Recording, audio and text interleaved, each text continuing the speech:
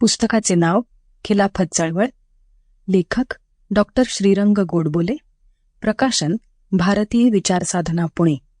वाचक वेदांगी कुलकर्णी.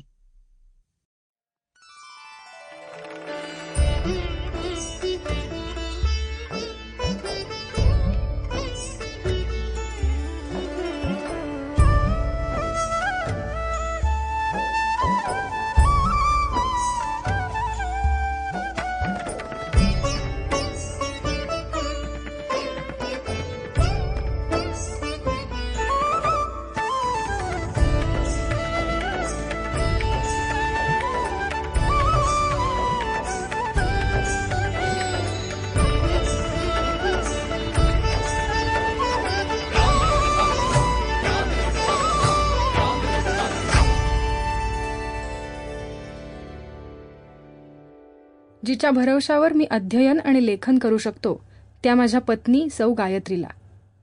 प्रकाशकाचं मनोगत. स्वातंत्र्याचा अमृत महोत्सव आपण सर्वजण साजरा करत आहोत.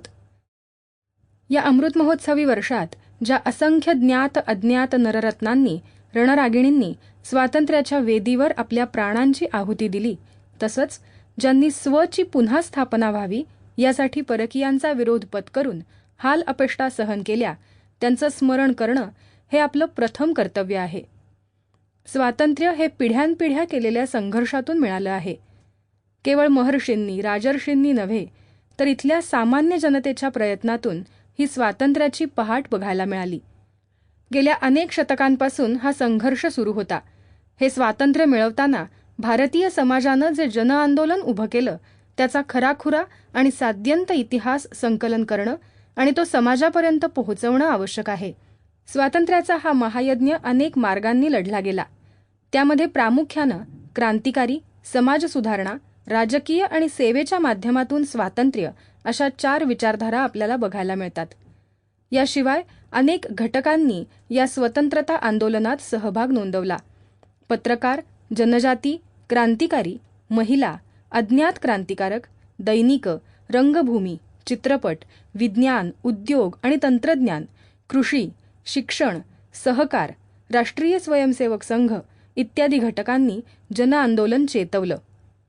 भारतीय संतांनी कीर्तन, भारूड, प्रवचनं इत्यादी माध्यमातून देवभक्ती ते देशभक्ती या मार्गानं स्वातंत्र्य संग्राम ढवळून काढला.